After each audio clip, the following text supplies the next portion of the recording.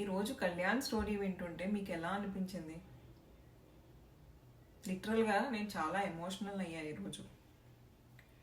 ఆయన చెప్తుంటే నాకు నా హాస్టల్ డేస్ గుర్తొచ్చాయి. లిటరల్గా నేను ఎంత మిస్ అయ్యానో నాకు తెలుసు మా పేరెంట్స్ని ఆ టైంలో.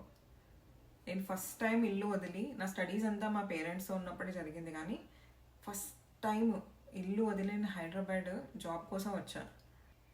అప్పుడు వచ్చింది నిజంగా బయటికి. ఇప్పటి వరకు లిటరల్గా నేను ఇంట్లో ఉన్నది లేదు. ఇన్ని ఇయర్స్ అయింది లిటరల్గా.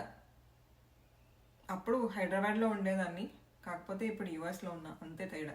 ఇప్పుడు కూడా నేను ఇక్కడ ఉన్నా, వాళ్ళిద్దరు ఎలా ఉన్నారో అని ఐ స్టిల్ లిటరల్లీ థింక్ చేస్తూనే ఉంటా. 1.5 year అయింది నేను మా పేరెంట్స్ని కలిసి.